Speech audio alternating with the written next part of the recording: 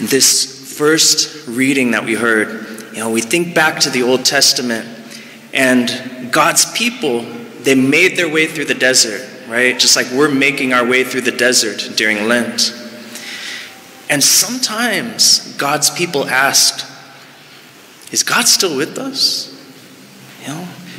And it's Moses that we hear in this first reading, he had to reassure them that yes, God is near. God is near us.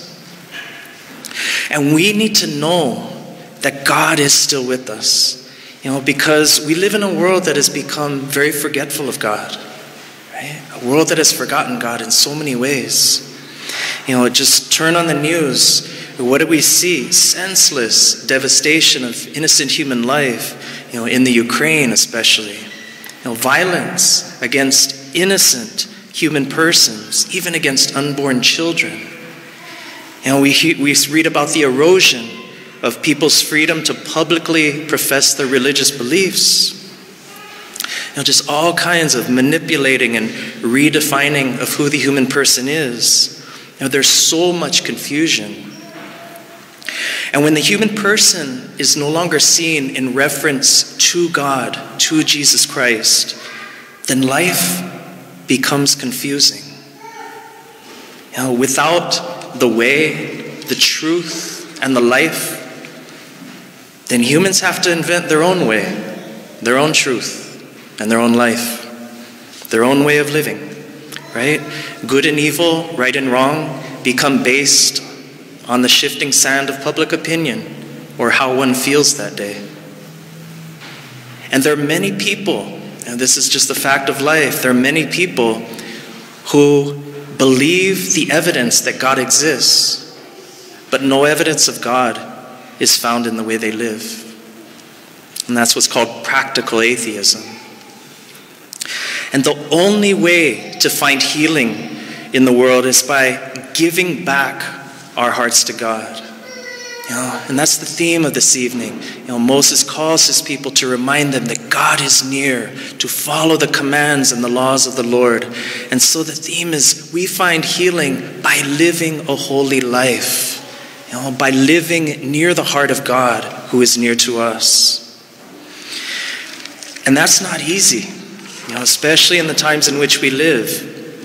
And living to please God does not mean that we will no longer suffer. Being a follower of Christ means that we will carry a cross. No servant is greater than his master. That means we will feel hurt at times.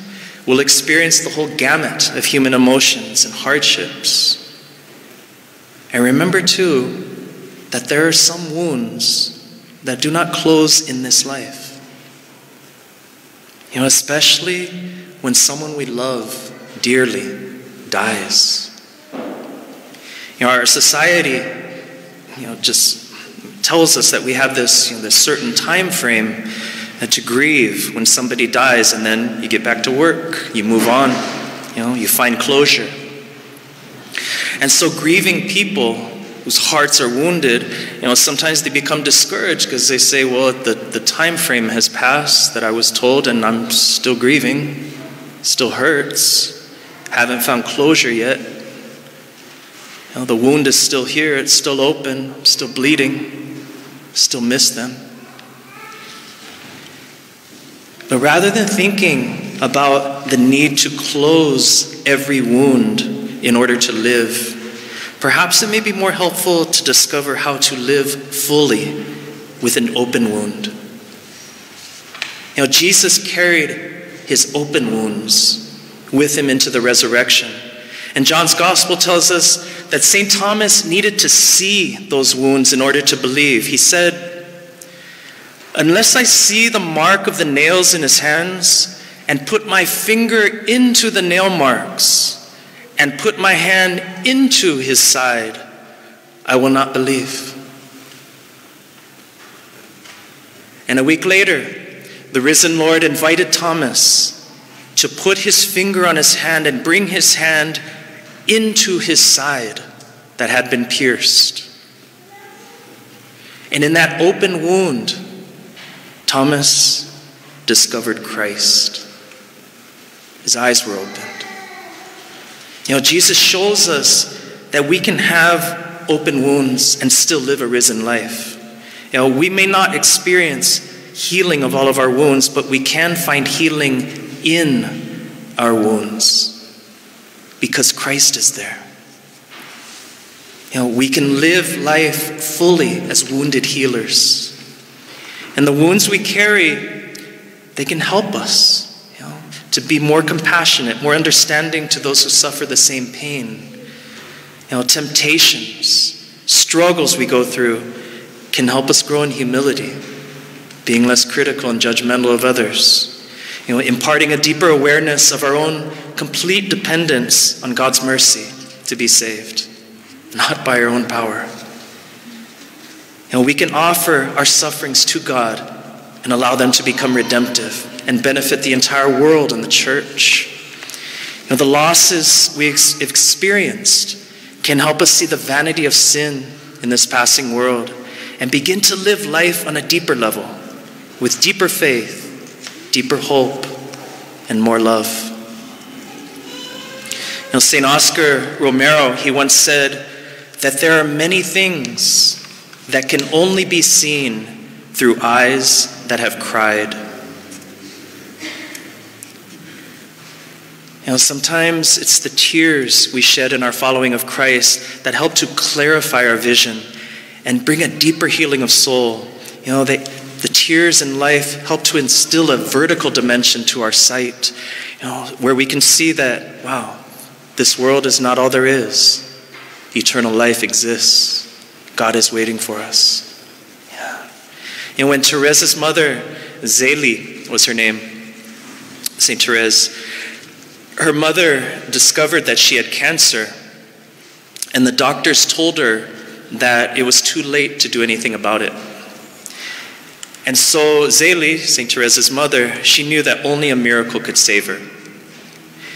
And so she went with her 3 oldest daughters to Lourdes on pilgrimage.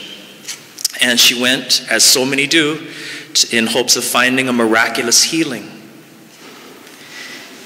But the pilgrimage of healing that St. Teresa's mother went on was anything but that.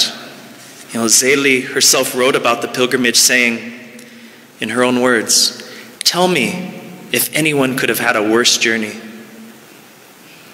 The pilgrimage had not only failed to bring about the miraculous cure they were hoping for, but it actually aggravated her disease and it made her condition worse. But despite all of the things that went wrong on her trip, she said, "I am not sorry that I went to Lourdes. Although the fatigue has made me worse, at least I will have nothing to reproach myself with if I am not cured. In the meantime, let us hope."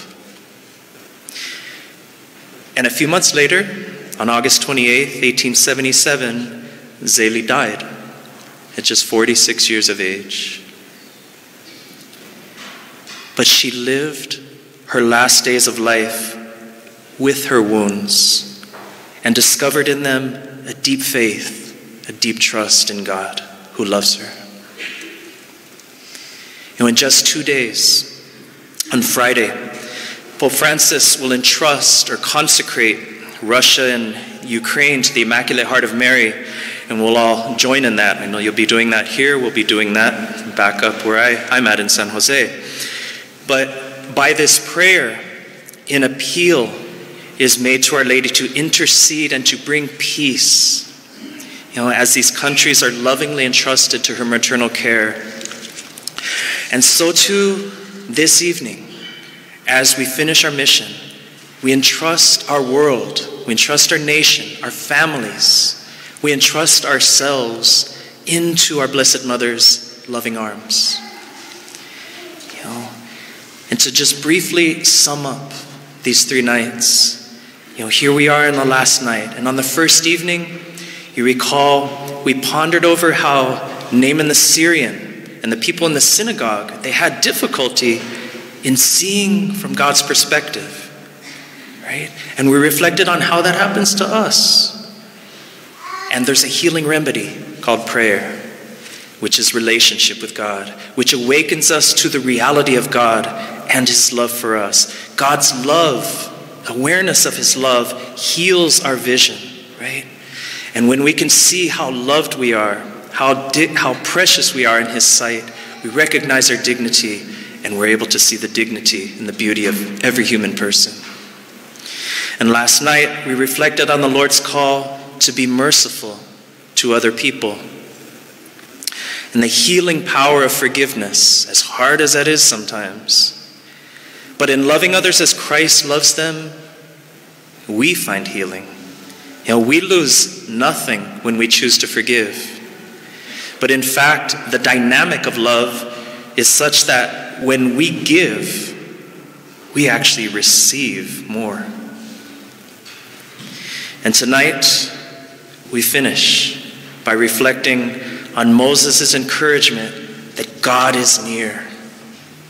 And so it's by staying near God that we find healing. Living a holy life brings us the healing grace of God. God is near to us even when we suffer. We can find healing, discovering in our wounds a deeper faith, a deeper hope, and a deeper love. This mission ends tonight, but the journey to eternal life continues in each and every one of our lives. And Moses asked the people this evening, what great nation is there that has gods so close to it as the Lord our God is to us whenever we call upon him? Well, we are that people. God is close to us.